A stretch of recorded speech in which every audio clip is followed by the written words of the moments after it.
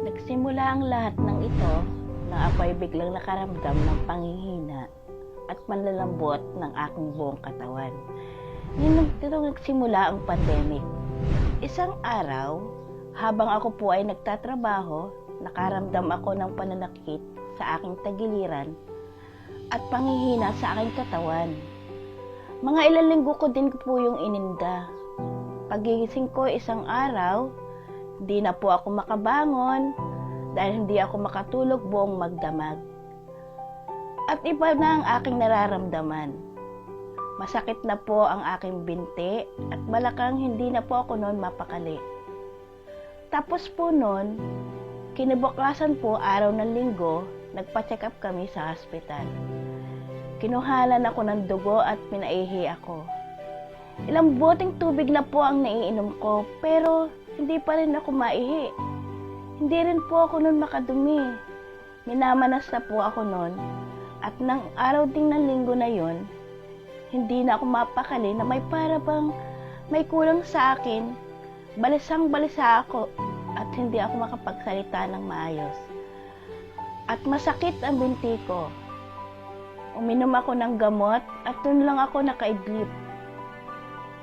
Ang hindi ko alam, nagsisisure na pala ako noon. Kaya isinugod na ako sa hospital.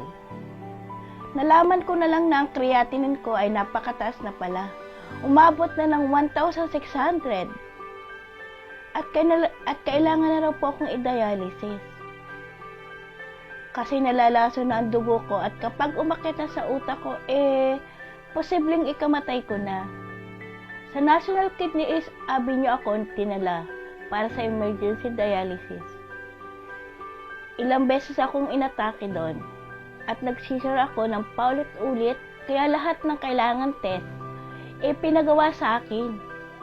Dito ko nalalaman ngayon na ako pala may chronic kidney disease at stage 5 na.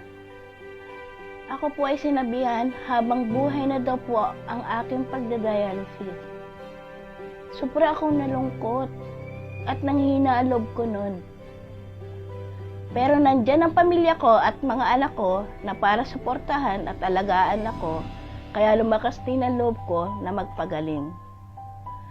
Ngayon, may pinsan akong member ng isang food supplement na ang tawag daw ay Theobroma. Pinainom niya ito sa akin ng araw ding iyon kahit nasa ospital pa ako. Binigyan niya ako ng 10 bote at inumin ko daw yon kasi sobrang bisa nga daw yon. Kaya na makainom ako nun, 1 bote pa lang. Bigla akong pinagpawisan at napakarami. At nakaramdam ako ng kakaiba sa katawan ko. Biglang sumakit ang tiyan ko, sabi ko sa anak ko, nadudumi ako. Nakakateter pa ako nun kasi minomonitor pa ang ihi ko nun bawat araw. Nang makadumi ako, gumaan pakiramdam ko, parang may natanggal at nakabara. Parang akong lumakas ng bigla. Para na rin akong nakaihi. Yung bag ng ihi ko, napupuno ko na yon sa buong maghapon. Hanggang sa bumuti na ang pakiramdam ko, kaya nakalabas kami ng hospital. Nung makalabas na po kami ng hospital, naghanap po kami agad ng center para doon lamang ipagpatuloy ang aking pagdadialysis. Habang nagdadialysis ako, patuloy pa din ang pag-inom ko ng Theobroma. Hanggang makalipas ang 1 buwan, natuloy ng pag-inom ko ng Theobroma, nagpa-laboratory na ulo ko at nagulat kami sa resulta ng creatinine ko. Dating 1,600, naging 395 na lang. Thank God! Sa lahat ng aking laboratory result, magaganda ang hemoglobin ko. Normal sa lahat at pati BP ko, normal na din. Sa kaso ni Ma'am Carlota Dagle, malaki ang naging epekto ng Theobroma Cacao sa kanyang kondisyon dahil sa diuretic effect o benepisyo na hatid ng Theobroma Cacao. Ito kasi ang nag-stimulate ng urination. Ito yung dahilan para dumami ang paglabas ng ihi niya. At dahil dito, madaling napababa ang creatinine level at naibalik sa normal na level ang hemoglobin ni Ma'am Carlota Dagle.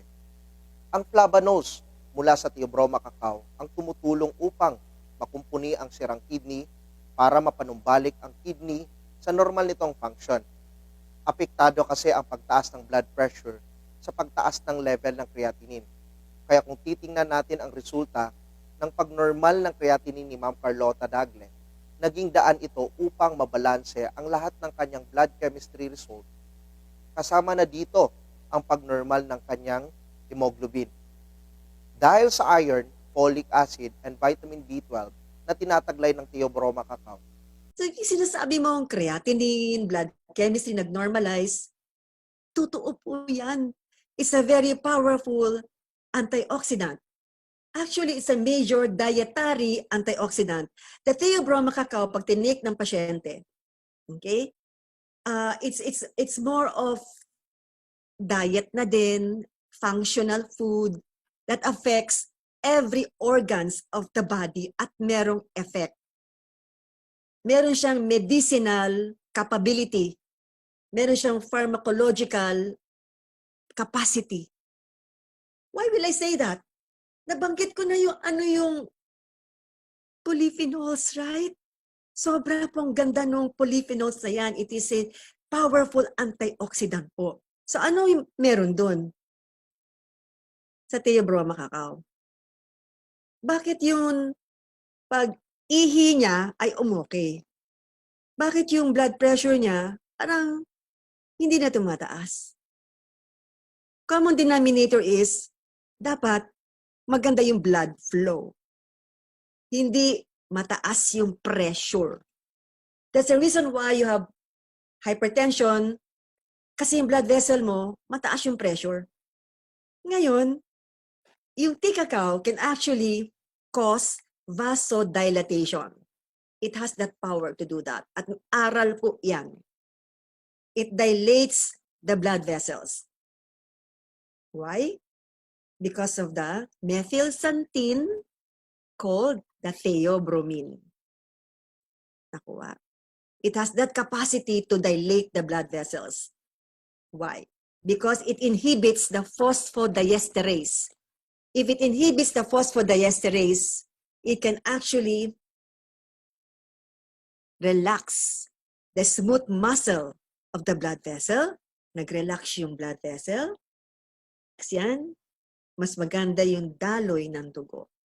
Remember, importante po for any part of your body to function ay maganda yung daloy ng dugo. Katulad ng gusto mo magwiwi, kailangan ng good flow dyan. Your blood circulation is good. Tama? Any part of your body. Ang puso, para tumibok ng tama, dapat good flow. Right? So what the tea cacao will do is, it actually inhibits the phosphodiesterase. So there's a better blood flow. Kasi na-relax nga ang smooth muscle ng blood vessel. Pag nag-relax po ang smooth muscle ng blood vessel, mas maganda ang daloy ng dugo. Kaya ang laking pasalamat ko sa Theobroma kasi ito ang talaga ang ginamit ng Panginoon na makatulong sa akin. Ngayon po, 4 na buwan na po akong stop sa pagdadialysis. At inalis na rin po ang tubo sa leg ko. Sobrang saya ko po sa pangyayari ng buhay ko ngayon. Alam na alam kong maganda na talaga ang sirkulasyon ng dugo ko. Kaya sa inyo, Theobroma, maraming salamat po talaga.